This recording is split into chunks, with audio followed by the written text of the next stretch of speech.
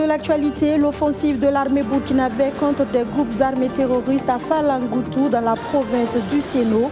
Le bilan provisoire fait état d'une quinzaine de terroristes neutralisés. Malheureusement, le Burkina Faso pleure la mort de 12 de nos vaillants combattants et un civil. Et puis, cette nouvelle grogne au ministère de la fonction publique, il s'agit des technologistes biomédicaux qui réclament leur affectation. Une affectation qui serait bloquée à cause d'une action intentée par des plaignants en justice au motif de fraude à ces concours. Plus de précisions à suivre dans une poignée de secondes. Voilà pour le sommaire. Mesdames, Messieurs, bonjour. Soyez les bienvenus si vous nous rejoignez sur BF1. Nouvelle grogne des technologistes biomédicaux ce matin à Ouagadougou pour commencer. Ces agents sont en colère parce que depuis leur obtention du concours à la fonction publique, ils ne sont pas affectés et cela à cause d'une action en justice intentée par des plaignants au motif de fraude à ces concours. Devant le ministère de la fonction publique, ils ont réclamé au ministre Bassolma Bazié la date de leur enrôlement dans l'immédiat, sans quoi ils éliront domicile devant ce ministère, malgré l'assurance donnée par le premier responsable de ce département que le dossier est en bonne voie. L'ambiance était chaude, comme Benjamin Kwame nous le rapporte ici. Ministère de la fonction publique. Du haut de ce bâtiment, ces deux agents sont attirés par les coups de sifflet et des paroles de réclamation. Des réclamations confondues à du bruit et animées de colère, menées par des technologistes biomédicaux. Après le 11 janvier, ils sont sur le même lieu, pour la même cause. Réclamer du ministre Bassolma Bazié leur enrôlement, car étant détenteurs d'un concours de la fonction publique. Nous avons trop attendu, ça fait 13 mois aujourd'hui. Nous sommes là et il n'y a rien. Monsieur le ministre, on dit que le problème se trouve au niveau du ministère de la fonction publique. Normalement, on devrait faire ça. Normalement, on devrait nous mettre sur le terrain. On devrait faire notre enrôlement. Le problème ne se situe pas chez nous seulement. Il y a plusieurs concours et ça n'a pas commencé aujourd'hui. Mais pourquoi on bloque nos dossiers? Maintenant, on veut comprendre.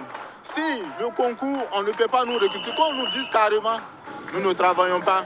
Nous, on n'est pas intégrés, on n'a pas encore entamé même les procédures administratives concernant ce concours. Une première tentative pour les calmer avec la sécurité du ministre, échec.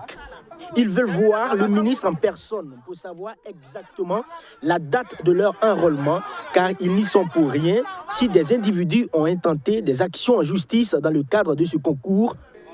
Pour eux, les conséquences de cette action sont graves. Ils sont au chômage et oisifs. Pire, les laboratoires refusent de les embaucher car déjà admis à un concours. Parce que ça fait 13 mois.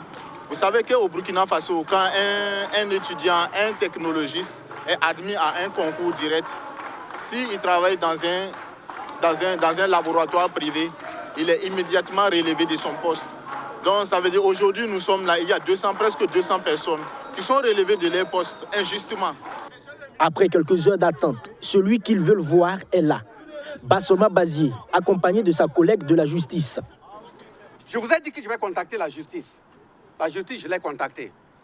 J'ai à mes côtés ici Madame la ministre de la Justice qui peut le témoigner. Et je l'ai encore recontactée. Elle a effectivement dit qu'elle a touché les magistrats pour voir à quel niveau se trouve le dossier pour qu'il puisse être résolu. Si on est dans un état de droit, c'est qu'il y a une justice. Si on est dans un état de droit, c'est qu'il y a des procédures à respecter. S'il n'en tenait qu'à l'individu basé Bassolma, je vous dis tout de suite, alignez-vous, on commence l'enrôlement. La ministre de la Justice aussi est formelle. Le dossier est devant les juridictions. Il est programmé pour une audience le 21 février 2021 avant de donner une suite à leur réclamation. Étant entendu que nous ne sommes pas les acteurs directs de la résolution de ce dossier, c'est le juge qui va trancher. Donc nous suivons l'évolution du dossier au niveau du juge. Ce matin, nous avons eu l'information qu'au niveau du commissariat du gouvernement, ils sont prêts. Le dossier est revenu au niveau du président et ils l'ont programmé pour une audience. La plus prochaine audience possible, c'est le 21 février 2023. Donc au 21 février 2023, le juge va pouvoir entendre les parties et décider. Chose qui est mal accueillie par ces futurs agents de la santé. Pourquoi ne pas nous enrôler et après, ils vont juger. Pour moi, je trouve que ce n'est pas convaincant. Et il faudra qu'ils ressortent. Jusqu'à présent, nous, on sera toujours là. Ces jeunes clament encore qu'ils resteront devant le ministère de la fonction publique jusqu'à satisfaction de leurs attentes, quitte à ce que la nuit tombe sur eux, sauf si la date de leur enrôlement est donnée par le ministre d'État Bassolma Bazié, car le 21 février d'attente est insupportable pour eux. Ces informations en bref avant de poursuivre et nous commençons avec ce communiqué du gouverneur de la région des Cascades qui fait état de 15 corps sans vie présentant des impacts de balles retrouvés à Lenguekoro dans la province de la Comoé dans la journée d'hier 30 janvier aux environs de 12 heures. Cette découverte macabre serait liée à l'interception de 2 mini-cars communément appelés Dinan en provenance de Banfora la veille, explique le communiqué qui poursuit en disant que les passagers des 10 véhicules composés de 8 femmes et 16 hommes ont par la suite été débarqués et les 8 femmes et 1 homme libérés, enjoints de rejoindre Mangodara à pied quand le reste des passagers ont été enlevés et les véhicules incendiés. Au nom du gouvernement, le gouverneur de la région des Cascades exprime donc sa compassion et sa solidarité aux familles éprouvées. Il invite par ailleurs la population à plus de collaboration avec les forces de défense et de sécurité qui restent déterminées avec les volontaires de la défense de la patrie à mener le combat jusqu'à la victoire de notre peuple contre tous ses ennemis. Dans un autre communiqué émanant du chef d'état-major général des armées, on apprend que nos unités combattantes stationnées à Falangoutou dans la province du Séno ont essuyé une attaque terroriste hier après-midi. Les gendarmes et les volontaires de la défense pour la patrie composant ces unités ont fait preuve d'anticipation pour empêcher le massacre des populations par des éléments résiduels des groupes armés terroristes qui opéraient dans la zone. Ils ont vaillamment riposté à l'attaque, mais malheureusement, selon le bilan provisoire, 12 de nos vaillants combattants, dont 2 volontaires de la défense pour la patrie, sont tombés les armes à la main. L'attaque a également coûté la vie à un civil. On dénombre aussi 5 gendarmes blessés et une dizaine d'autres toujours recherchés. Côté ennemi, une quinzaine de corps a été retrouvés lors des opérations de ratissage toujours en cours. En ces circonstances douloureuses, le chef d'état-major général des armées présente ses condoléances aux familles des défunts, salue la mémoire des combattants tombés pour la patrie et souhaite prompt rétablissement aux blessés. Quoique difficile, il appelle les populations à ne pas se laisser décourager par un ennemi aux abois et à se mobiliser plus que jamais derrière nos forces de défense et de sécurité et les VDP engagés dans la reconquête du territoire national. Voilà, la consommation de la drogue pourrait contribuer à alimenter le terrorisme. C'est l'artiste musicien promoteur de la caravane de lutte contre la drogue Oskimo qui tire la sonnette d'alarme. La 16e édition de la caravane Oskimo Tour, Jeunes propres sans drogue, s'attaque de nouveau au fléau du 10 mars au 10 avril prochain. L'annonce a été faite hier en présence de Benjamin Kwame qui nous décline les grandes articulations de l'événement.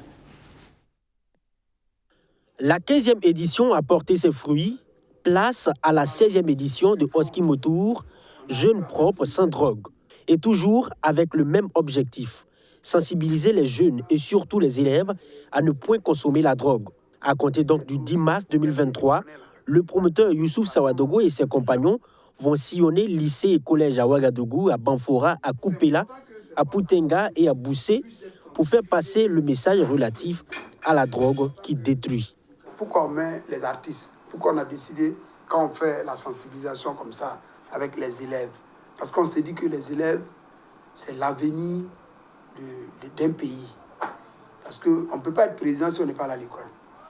Les élèves là, qu'on les sensibilise premiers. Eux, la manière, ils ont des rêves. Ils ont des gens que souvent ils voient à la télé. De plus en plus, ça devient grave. Parce que si on ne fait rien, dans les prochaines années... Une 16e édition qui se tiendra sous la thématique centrale « Lutte contre la drogue et l'hydroterroriste, défis et perspectives ». Une manière pour les initiateurs de cette campagne de mettre en relief les rapports entre le terrorisme et cette substance qui font bon ménage. La consommation de la drogue détruit les élèves et au Burkina Faso, les jeunes filles sont rentrées dans la danse. la situation elle est devenue triste parce que les filles sont de plus en plus nombreuses à consommer la drogue. Parce que nous avons ciblé une dizaine d'établissements, lycées et collèges de la ville de Ouagadougou pour faire le tour et échanger à bâton rompu avec les élèves. Mais il est ressorti que la plupart, beaucoup de filles sont sorties à l'issue justement de nos échanges pour venir prendre son contact et échanger avec nous pour nous faire savoir qu'elles sont tombées dans la consommation de la drogue par le biais de leurs petits amis, de leurs copains. Ici, les filles qu'on commence à consommer la drogue, ça veut dire que ça va passer de mal en pire. Comme activité au programme, des animations publiques, des prestations d'artistes, des émissions radiophoniques, des théâtres forums ou encore des rencontres de plaidoyer avec les autorités coutumières, religieuses et administratives, précisent les conférenciers. Tout ceci tourne autour d'un budget d'un peu plus de 12 millions de francs CFA. L'artiste musicien lance un appel dans ce sens pour la mobilisation de fonds afin de faire œuvre utile. La Cour d'appel de Ouagadougou, appelée à connaître des délits comme la consommation des stupéfiants, notamment la drogue, les animateurs de cette juridiction verront bientôt leurs conditions de travail s'améliorer et pour cause, dans exactement 13 mois, sortira de terre le siège de cette instance dont la pose de la première pierre est intervenue sous le regard de Benjamin Kwame. Sur cet espace de 6000 m² situé dans l'enceinte de la Cour d'appel de Ouaga 2000, devrait sortir dans exactement 13 mois un bâtiment à niveau. On parle d'un immeuble à 5 étages. Et c'est Bibata Nebie Ouedraogo, la ministre de la Justice et des Droits humains chargée des relations avec les institutions, garde des Sceaux, qui procède à la pose de la première pierre du bâtiment. Un édifice qui représente le nouveau siège de la Cour d'appel de Ouagadougou.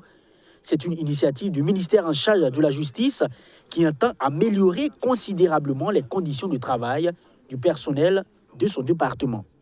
C'est un acte important, je pense, également pour le monde judiciaire, surtout les animateurs de la Cour d'appel qui, depuis un bon bout de temps, travaillent dans des conditions à la limite pas du tout acceptables. De telle sorte qu'avec ce geste, je pense que nous créons de l'espoir au niveau des animateurs de la Cour d'appel. Et si le projet conduit à bon terme, ils verront leurs conditions de travail nettement améliorées par rapport à la situation actuelle. En image, voici ce à quoi devrait ressembler ce bâtiment. Au moins 130 bureaux au profit des magistrats, greffiers et autres personnels, 6 salles d'audience avec au moins 150 places, des salles de délibération, 48 locaux techniques, des salles pour détenus et témoins, et ce n'est pas tout. Toute cette commodité moderne coûte à l'État burkinabé un peu plus de 6,8 milliards de francs CFA. Et une attention particulière sera accordée à cette infrastructure pour que la qualité soit supérieure, durable et pour que le délai fixé soit respecté, fait savoir la ministre de la Justice. J'ai insisté sur 2 choses. La première chose, c'est la qualité des ouvrages. Nous n'avons pas de gros moyens. Et si nous parvenons à rassembler un certain nombre de moyens, nous tenons à ce que le travail qui est fait reflète les efforts que nous avons consentis pour pouvoir rassembler l'argent pour pouvoir réaliser ces ouvrages. La deuxième chose que j'ai demandé aux entreprises, c'est l'importance de respecter les délais. Il faut que nous puissions obtenir les travaux, la réalisation des travaux dans le délai prévu. Notez également que ces travaux sont réalisés par les entreprises Phoenix et Enerlec. En attendant, les affaires judiciaires sont toujours gérées à l'ancien siège de la Cour, 6 à Ouaga 2000. Parlons économie à présent avec cette notion, la pression fiscale. La pression fiscale, si vous ne le savez pas encore, mesure le poids des impôts dans l'économie d'un pays. Au Burkina Faso, elle constitue un vrai fardeau pour le contribuable, au point que le pays est classé 2e pays à fort taux de pression fiscale après le Sénégal dans l'espace UEMOA. Un taux de 16% contre une norme de 20% fixée dans ce même espace. Néanmoins, des voix s'élèvent de plus en plus pour réclamer l'annulation de l'application de l'IUTS sur les primes et indemnités. Un impôt qui a pourtant permis à l'État burkinabé d'engranger plus de 500 milliards de francs CFA depuis son élargissement. C'est le sujet de notre chronique économie de ce lundi et c'est signé Archimède Boya. Le Burkina Faso est le deuxième pays à fort taux de pression fiscale dans l'Union économique et monétaire ouest-africaine, après le Sénégal. Estimé à près de 16% contre 17% au Sénégal en 2020, ce taux reste néanmoins en deçà de la norme communautaire fixée à 20%. Le taux de pression fiscale mesure le poids des impôts dans l'économie d'un pays. Il se calcule en divisant le montant des impôts prélevés sur une année donnée dans un pays par le montant du PIB du dit pays sur cette même année, le tout multiplié par 100. En 2022, la Direction générale des impôts a mobilisé plus de 1200 milliards de francs CFA de recettes fiscales contre plus de 1000 milliards en 2021, plus de 855 milliards en 2020 et 869 milliards en 2019. Dans cette manne financière, on note que l'IUTS, l'impôt unique sur les traitements et salaires, occupe une place importante. Un impôt calculé et retenu par l'employeur sur le salaire du travailleur du public et du privé pour le compte du Trésor public. De 2019 à 2022, le montant de l'IUTS recouvré était de plus de 535 milliards de francs CFA. On se souvient que l'application de l'IUTS sur les primes et indemnités des travailleurs avait suscité le courroux des organisations syndicales demandant son annulation pure et simple. Mais cela n'a nullement freiné la détermination du pouvoir Roch Kaboré à l'époque, qui l'a rendue effective en février 2020. Aujourd'hui, au regard du poids de l'IUTS dans le budget de l'État, peut-on réellement envisager sa suppression comme le souhaite le monde syndical? La question reste posée. Malgré ces performances de la DGI dans la collecte des impôts, le taux de pression fiscale ne respecte toujours pas celui établi par le pacte de convergence, de stabilité, de croissance et de solidarité entre les États de l'UEMOA. Parmi les raisons avancées pour expliquer ce faible taux, on note, premièrement, l'étroitesse de l'assiette fiscale perceptible à travers le faible nombre des agents ou activités imposables, alors que les taux de prélèvement sont relativement élevés.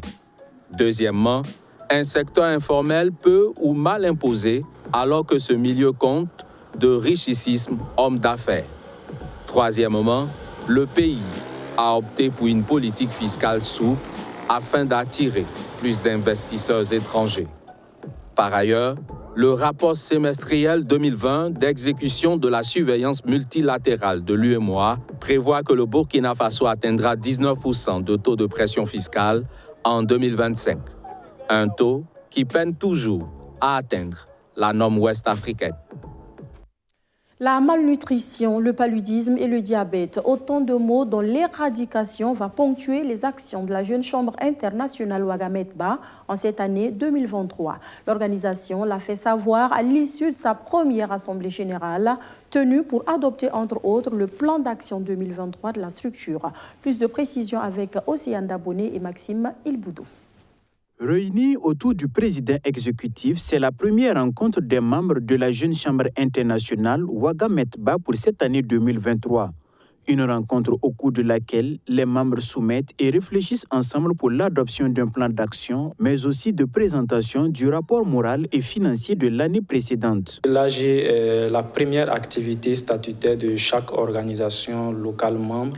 Et lorsque nous prenons fonction, nous avons pour obligation de tenir cette assemblée générale qui nous permettra en fait de faire valider notre plan d'action par les membres qui seront présents, parce que nous allons le dérouler, nous allons présenter les activités que nous avons prévues pour cette année. Nous allons également leur présenter le budget financier qui est prévu et pour validation. Et une fois validé, nous allons pouvoir procéder à l'exécution de ce plan d'action et faire également un rapport en fin de mandat. Pour la bonne marche du nouveau mandat, le président exécutif et ses collaborateurs entendent mener des activités au profit de la communauté des Burkinabés en général. Pour ce faire, il est prévu des actions de sensibilisation pour la lutte contre le paludisme et bien d'autres pandémies. Nous avons 3 activités phares qui sont essentiellement prévues pour le mandat 2023.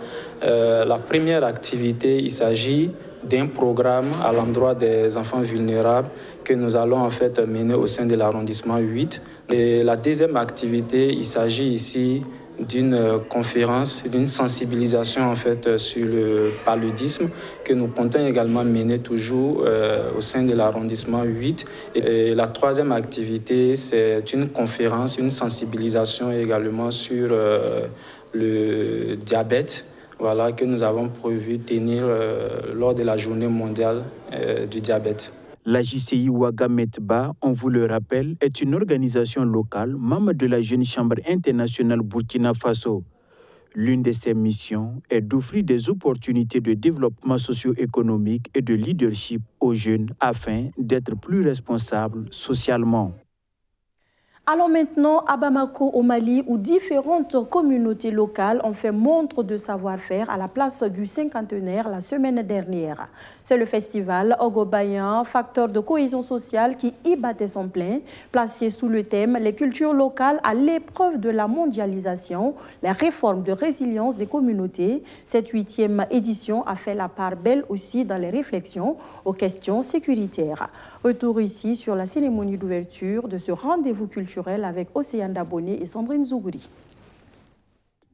Des masques, des doses et différentes communautés réunies à la place du cinquantenaire de Bamako à l'occasion du festival Ogobayan. Elles mettent en commun leur diversité pour promouvoir la culture malienne et la cohésion sociale. Une initiative saluée par le Premier ministre. C'est une marque de cohésion.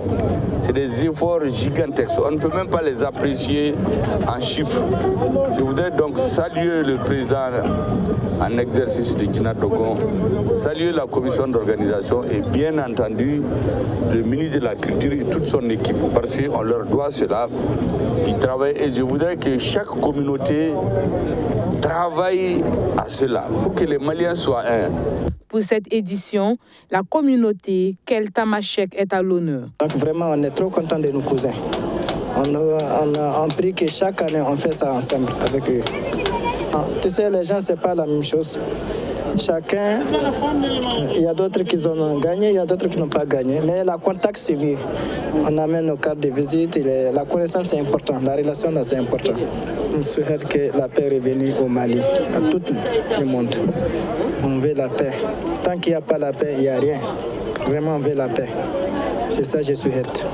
Cet événement met aussi à l'honneur la culture des pays de la sous-région, notamment la Côte d'Ivoire et la Guinée. Pour la culture, vraiment aujourd'hui j'ai appris beaucoup de choses. D'abord l'habillement, l'accoutrement que les gens portaient, vraiment ça m'a beaucoup, j'ai beaucoup aimé, sincèrement. Ça j'ai beaucoup aimé. Donc sur la paix aussi, on demande Dieu pour que la paix soit pour nous. Parce que sans la paix, il n'y a rien.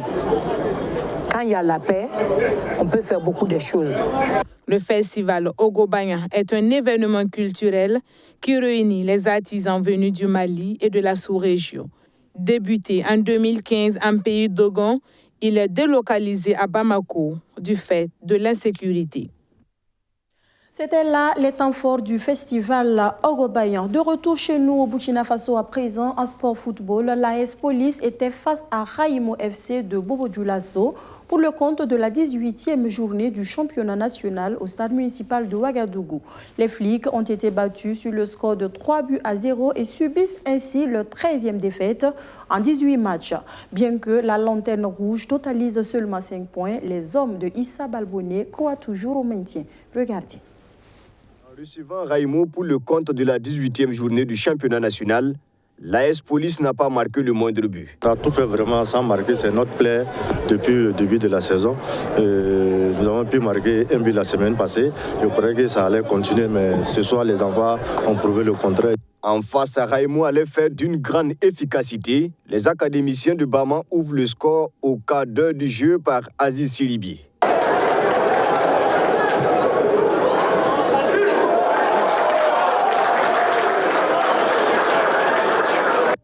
Le meneur du jeu va doubler la mise à la 37e minute sur cette faute de main du gardien Adama Daou.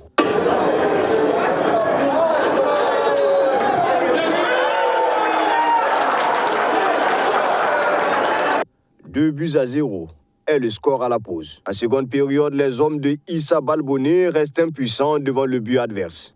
Ils vont encaisser un troisième but sur ce coup franc de Gilbani Onel.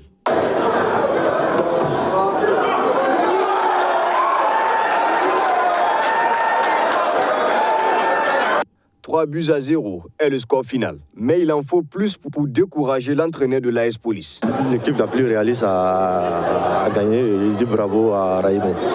Moi, je suis un compétiteur, je crois toujours, nous allons toujours jouer à fond les matchs à venir. Je pense que l'avenir nous dira peut-être le contraire.